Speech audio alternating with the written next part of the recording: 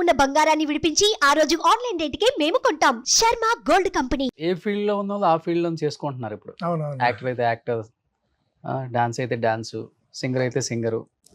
అట్లా ఉంది. మీరేంటి ఒక్కసారిగా కొరియోగ్రఫీ చేస్తూ ప్రణవి సింగర్ ఒక హాట్ టాపిక్ అన్నమాట. అటు పాట, ఇటు ఆట. ఆ! ఈ సాంగ్స్ చేసి ప్రేమ చిగురించిందా? మనం కూడా ప్రేమిద్దాం, ప్రేమించి పెళ్లి చేసుకుందాం. అంటే నాకు బేసిక్‌గా పాట అంటే చాలా ఇష్టం. ఆబ్వియస్‌గా మనం ఉన్న ప్రొఫెషన్ డాన్స్ అయినా కూడా పాట మీదే కాబట్టి పాట అంటే చాలా ఇష్టము. అండ్ టీవీలో సూపర్ సింగర్ ప్రోగ్రామ్ కూడా వచ్చేది అప్పట్లో. And other than dance programmes డెఫినెట్గా ఇంట్లో అందరు కూడా సింగింగ్ ప్రోగ్రామ్ చూసేవారు.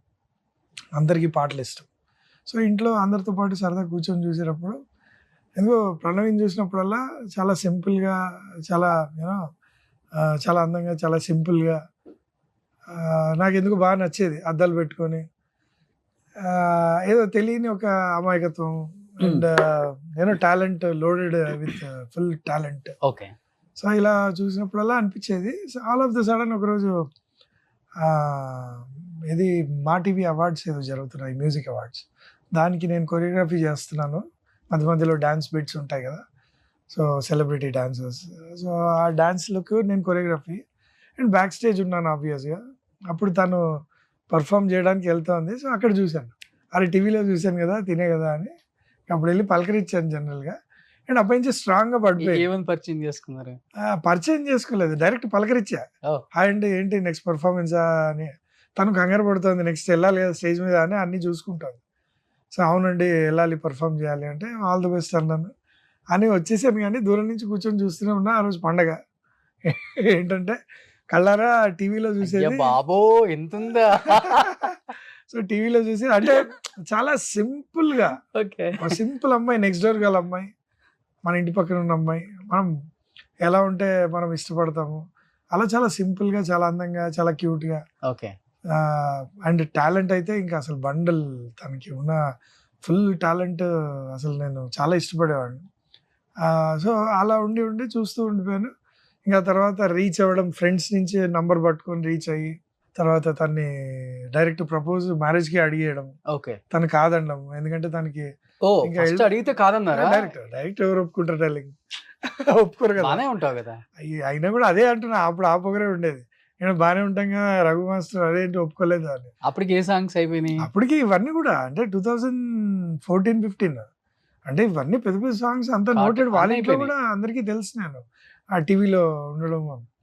బట్ స్టిల్ ఒక అమ్మాయి సడన్ గా ఒప్పుకోలేదు. అండ్ ఏంటంటే రీజన్ అలా, ఇంకా ఎల్డర్ సిస్టర్ ఉన్నారు మ్యారేజ్కి, తను చెప్పిన రీజన్. బట్ నేను ఇంకా ఆగుతాను పర్లేదు అంటే, అయ్యో నా గురించి ఏం కావద్దు మీరు కంటిన్యూ అని అంటే ఎక్కడో చిన్న కోపము, ఒక ఇది వచ్చింది. అరే కంటిన్యూ అంటే మనం ఆగుతాం అంటున్నాం కదా అని. అలానే చాటింగ్లో కొంచెం హార్ష్గా నేను మాట్లాడడం. తర్వాత మళ్ళీ ఒక 6 months గ్యాప్. ఆ తర్వాత మళ్ళీ తన దగ్గర నుంచి మెసేజ్ రావడము, హ్యాపీ రిపబ్లిక్ డే అని ర్యాండమ్గా వచ్చినట్టుంది. తను అందరికీ గ్రూపులు కొట్టేస్తారు కదా మెసేజ్, హ్యాపీగా ఫీల్ అవ్వడం. ఆ తర్వాత ఫోన్ చేయడము, తర్వాత మాటలు ఎందుకో నార్మల్గా అయిపోవడము. తను అప్పుడే ఎస్పీ గారితో టూర్ కని లండన్ వెళ్తుంది, నేను షూటింగ్ కానీ బ్యాంకాక్ వెళ్తున్నాను. సో ఇదేదో టైం బాగుంది కదా అని వాయిస్ మెసేజ్ పెట్టేశాను. సో ఈసారి అడ్వాంటేజ్ ఏం లేదు, జస్ట్ బీ లైక్ ఫ్రెండ్స్ కానీ బట్ స్టిల్ ఒక ప్రపోజల్ పెడుతున్నాను, వద్దనుకుంటే వద్దు అన్నట్టు పెట్టాను. తను కూడా వాయిస్ మెసేజ్కి రియాక్ట్ అయ్యి మా ఇంట్లో వాళ్ళు ఒప్పుకుంటే నాకేం ప్రాబ్లం లేదని చెప్పి పెట్టారు. అదే నువ్వు ఒప్పుకుంటే పెళ్లి చేసుకుంటాను, బట్ ఈ టైం మటుకు అడ్వాంటేజ్ ఏం తీసుకోవట్లేదు, మళ్ళా మాట్లాడుతున్నావు అని చెప్పి నేను వెంటనే మళ్ళా నేను పోక్ చేయట్లేదు.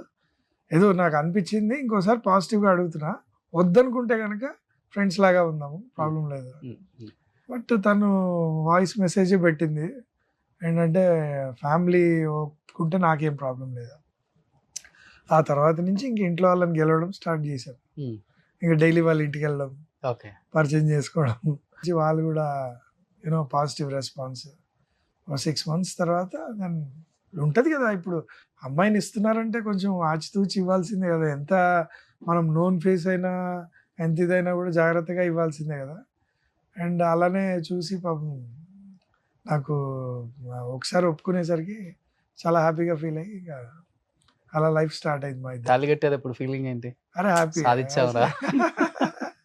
అనుకున్న అమ్మాయిని చేసుకున్నామని, ఆ, అంతే కదా. అంతే. అనుకున్న అమ్మాయిని చేసుకుంటున్నాం అంటే అది ఎంతో సాధించడం డెఫినెట్. సో ఆ ఫీలింగ్ అండ్ ఇన్నర్ ఫీలింగ్ బేసిక్గా చాలా హ్యాపీ ఫీలింగ్. ఏంటంటే నేను బేసిక్గా నేను ఎలా ఉంటానో తను కూడా అలానే. చాలా ఎక్స్ట్రోవర్ట్ ఏం కాదు, ఇంట్రోవర్ట్స్.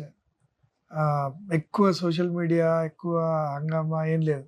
చాలా సూపర్ సింపుల్ లైఫ్. అండ్ హంగామా ఎక్కువ ఉండదు, ఏదున్నా నార్మల్గా. సో అలా ఉంటుంది కాబట్టి తను నాకు సూట్ అయ్యే. అంటే ఒకళ్ళనొకళ్ళు అర్థం చేసుకొని పెళ్లి చేసుకోలేదు తొందరగా. మీరు చూసావు, ఇష్టపడ్డావు, బాగుంటుందని సినిమాలో చూసినట్టే ఉంది. సేమ్ 6 months ఏదైతే జర్నీ సేమ్ సినిమాలో ఉన్నట్టే ఉంది. ఇప్పుడు 6 months ఏదైతే జర్నీ స్టార్ట్ చేశాను అన్నాను, డైలీ వాళ్ళ ఇంటికి వెళ్ళడము. పెళ్లి చేసుకుందాం అని ఫిక్స్ అయిపోయాక తెలిసింది ఇంకా 6 నెలలు ఇంటికి వెళ్ళటం. ఇంకా వాళ్ళు ఒప్పుకోలేదు అప్పటికి. ఒప్పుకోపోయినా ఇంట్లో వాళ్ళు కూడా ఒప్పుకోలేదు. బట్ ఏదో ఫ్రెండ్ లాగా జనరల్గా వెళ్ళేవాడిని, వాళ్ళు కూడా ఫ్రెండ్ లాగానే ట్రీట్ చేసేవాళ్ళు. ఆ 6 months తర్వాత అడిగాను అంటే వాళ్ళ మదర్ని, ఇలా ఇప్పటికైనా ఓకేనా కాదా ఒకసారి చెప్పండి అని. సో ఆ 6 months కూడా అడ్వాంటేజ్ ఏదో వాళ్ళు ఒప్పుకోలేదు. ఒప్పుకోకుండానే నేను జనరల్గా ఫ్రెండ్ లాగా వెళ్ళేవాడిని. ఇన్ కేస్ ప్రణవి కాకపోతే ఎవరిని చేసుకుందాం అది ఊహ కూడా లేదు అసలు, ఎందుకంటే అది మైండ్లో లేదు. ఇంకోటి ఏంటంటే అదే అంటారు కదా, ఒకసారి గెలిచిన తర్వాత ఓటమి గురించి ఆలోచించకూడదు. సో గెలిచేసాం అంతే. బట్ పెళ్ళైన తర్వాత ఎక్కువ ఎవరు అర్థం చేసుకున్నారు? బేసిక్ గా పేషెన్స్ ఎవరికి ఎక్కువ? తనకే ఎక్కువ పేషెన్స్. ఓకే. నేను కొంచెం బయట ఉన్నంత స్మూతింగ్ కాదు, జనరల్ గా కొంచెం కోపము అవి తెలుసు. సో తను కూడా ఏంటంటే చాలా చాలా ఓపిక ఎక్కువ, తనకి చాలా ఓపిక ఎక్కువ. అండ్ అర్థం చేసుకుంటది చాలా. అండ్ నాకు ఏమంటారు, నేర్పివ్వడానికి ట్రై చేస్తుంది. ఇలా కాదు, నువ్వు వెళ్తున్న దారి ఇది కాదు ఇది అని చెప్పడానికి చాలా ట్రై చేస్తుంది. అదే ఇది ఇప్పుడు హెల్త్ ఇష్యూలో కూడా అదే కదా ప్రాబ్లం. సో చాలాసార్లు పాపం ఇనిషియేటివ్ ఉన్నప్పుడు ఒక టాబ్లెట్తో పోయేది, డాక్టర్ దగ్గరికి వెళ్దాము, కేరింగ్ ఎక్కువ, తను వెళ్దాము అని ఎన్నోసార్లు చెప్పేది. బెల్ట్ కూర్చుకుంది కదా పోనీ దానికి ఏమైంది అని నేను కేర్లెస్గా ఉండేవాడు. కోపడుతుంటావు ప్రణవి మీద కూడా? కోపం అనేది ఏం లేదు, కానీ అట్లా కోపం ఏం లేదు అసలు. ఆ రేంజ్ కోపాలు అవన్నీ ఏముండవు. జనరల్గా మామూలుగానే ఉంటుంది. ఇంట్లో పై చేయి తందేనా? అలా ఏం లేదు, బట్ పై చేయి ఇవ్వాలి మనము. అండ్ డెఫినెట్ గా 100% ఇస్తాను. అండ్ తను డెసిషన్స్ బాగుంటాయి. తను ఏదైనా చెప్పినా కూడా దానికి ఒక మీనింగ్ ఉంటుంది. అది మనం కొంచెం మన పై చేయి ఉండాలని అర్థం చేసుకుంటాం, కానీ బేసిక్గా దాన్ని కరెక్ట్గా ఆలోచిస్తే కరెక్ట్గా. అంటే రఘు మాస్టర్ని చేసుకున్న తర్వాత మీ కెరీర్ అయితే యాజ్ యూజువల్గా వెళ్ళిపోతుంది, కానీ తన జర్నీ మటుకు ఇండస్ట్రీలో ఆగిపోయింది కొంతవరకు. కొంచెం ఆగింది, అవును. అంటే రఘు రిస్ట్రిక్షన్స్ వల్ల, లేకపోతే వద్దనుకోవటమా, ఆఫర్స్ తగ్గటమా? కాదు, రెస్ట్రిక్షన్ ఏం లేదు. ఎందుకంటే నేను ఎంత ఎంకరేజ్, అండ్ నాకే తన పాట అంటేనే ఇష్టపడే కదా చేసుకున్నది. సో అలాంటి పాటను మనం ఎక్కడ ఆపకూడదు, ఆపలేము. అండ్ ఆ పాటే ఇష్టం మనకు. సో బేసిక్ ఏంటంటే కొన్నిసార్లు ఏం జరుగుతుంది అంటే, ఇప్పుడు మ్యారేజ్ జరిగింది, ఆల్రెడీ ఒక సెటిల్డ్ పర్సన్తో జరిగింది. కొంతమంది మిత్ ఉంటుంది ఏంటంటే, ఇంకేంటి సెటిల్ అయిపోయారు వీళ్ళకి అవసరం లేదులే అని కొంతమంది ఉంటారు, ఇండస్ట్రీ వల్లే ఉంటారు.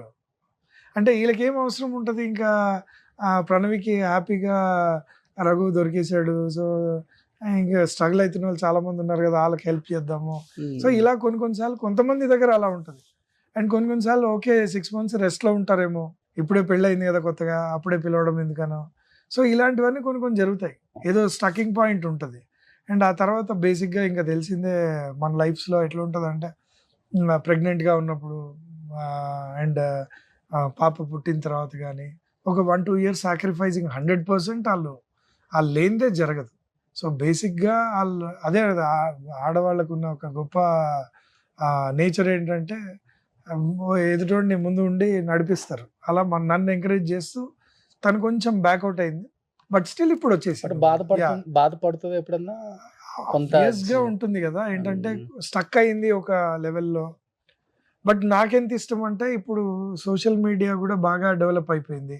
ఇప్పుడున్న క్రేజ్ ఏంటంటే, ఓన్గా తయారు చేసుకుని songs we can release our self, మన ఛానల్ అంటూ పెట్టుకోవచ్చు. సో ఇలాంటి జర్నీలో డెఫినెట్గా తను ఆల్రెడీ మ్యూజిక్ కంపోజ్ చేసుకుంటాను సాంగ్స్. ఓకే. సో దానికి నేనే కొరియోగ్రాఫ్ చేసి ఇస్తాను అని, ఇలాంటివి నేనే ఉంటాను బ్యాక్. ఓకే. సో ఇలాంటి ధైర్యం నేను ఇస్తుంటాను. సో తనకు కూడా ఏంటంటే ఇప్పుడు ప్రజెంట్ పాపను చూసుకునే స్టేజ్ దగ్గర నుంచి మళ్ళీ స్టార్ట్ చేసి. ఒకతే పాప? యా. ఏం క్లాస్ అవుతుంది ఇప్పుడు ఎల్కేజీ. ఎక్కువ నాన్న కూర్చో.